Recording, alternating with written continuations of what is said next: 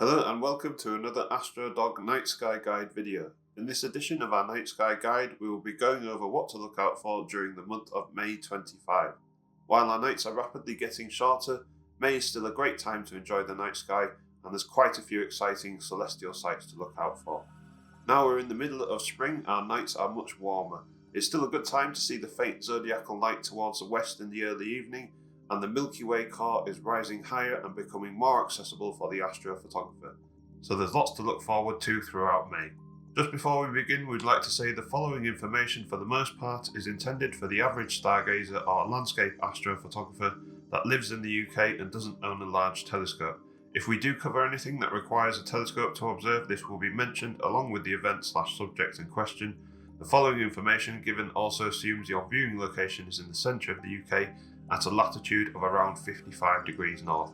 This means that details and times given may vary slightly for you depending on your location, but are otherwise a good general guide.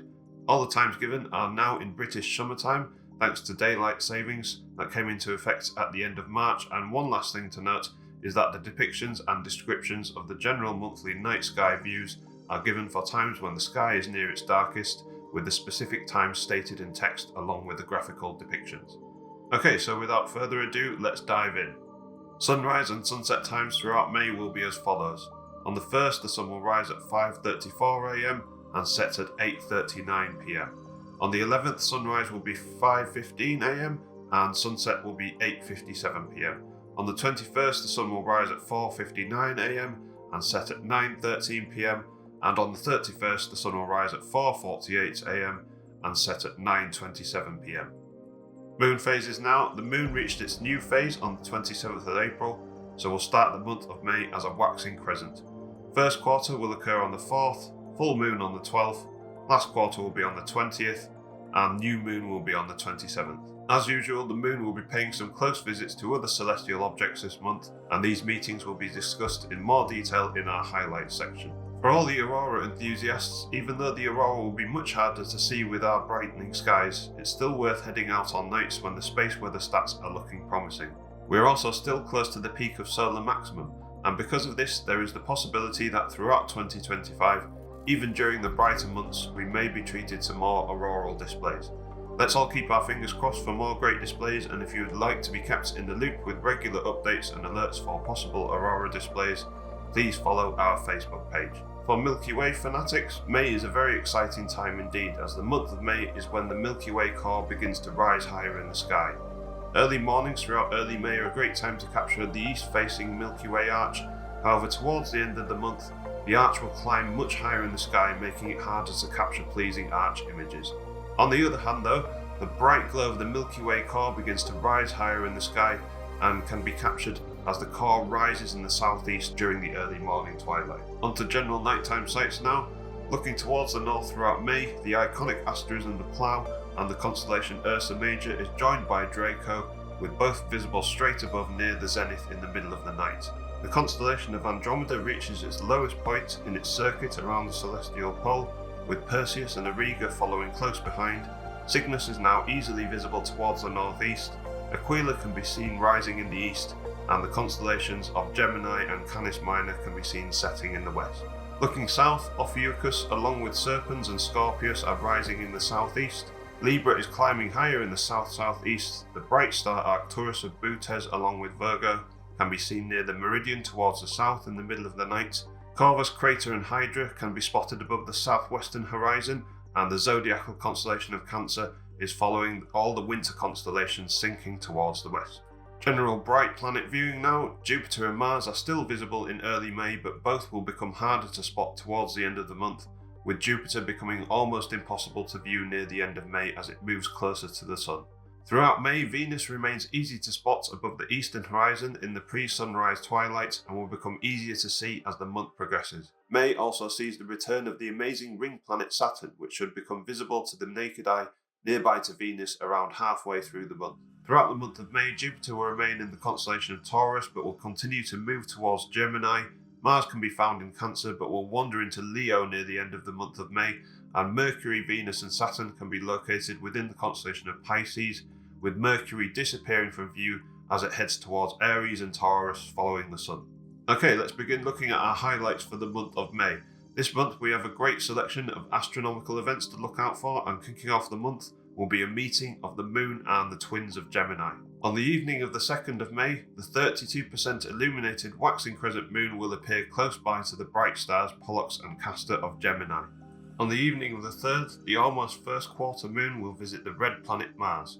At closest approach at around 1:30 on the morning of the 4th, the pair will be separated by only 2 degrees.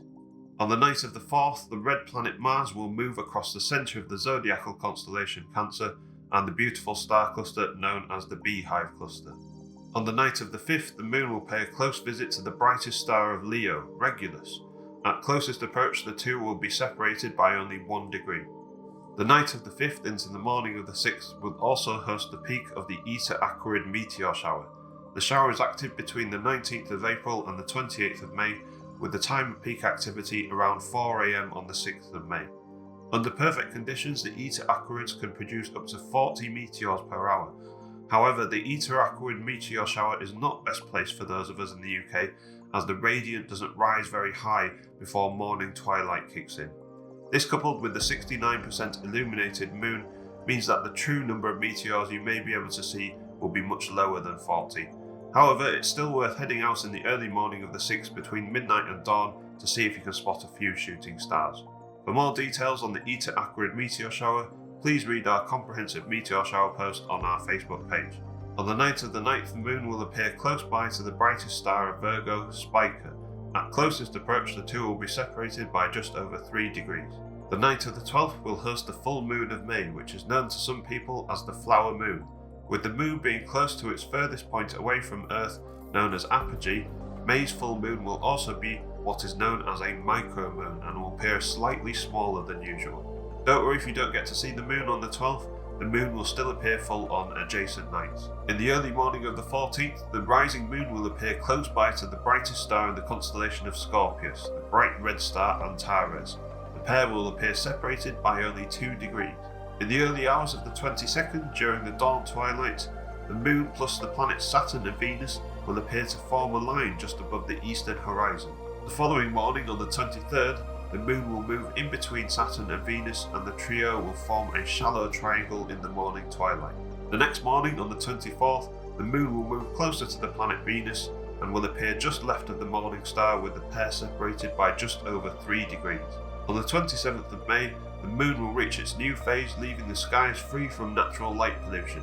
This means the nights on and around the 27th will be ideal for viewing faint objects in the night sky and or taking photographs of the night sky.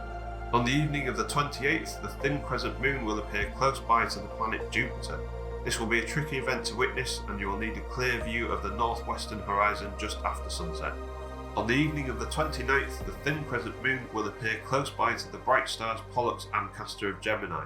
On this evening, the trio will form an elongated triangle, which could be thought by some to resemble a smiley face. And our final highlight for the month of May will be on the evening of the 31st, when the moon will travel close by to the red planet Mars. Just before the pair move below the horizon, they will be separated by just over 5 degrees. So there we go, that wraps up another month, and you can see there's lots of exciting astronomical events to look out for this May, and we hope you all get to enjoy some of them when you are out under the skies. Once again, we would like to say a huge thank you to all our followers and everyone that has shown their support for our small business. Your support means the world to us, and if you know anyone who you think would like what we do, please feel free to invite them to our social pages and our YouTube channel. We hope you enjoyed this 5th edition of our Night Sky Guide, and we hope this information will help you all in seeing some of the amazing celestial events that we have throughout this May. If you liked this video and found it useful, please make sure to press the like button, subscribe to our YouTube channel, and follow us on Facebook and Instagram for more regular astronomy content, including regular alerts and updates for the Northern Lights. As always, if you head out to enjoy the night sky at any point in the near future, we wish you all good luck and clear skies.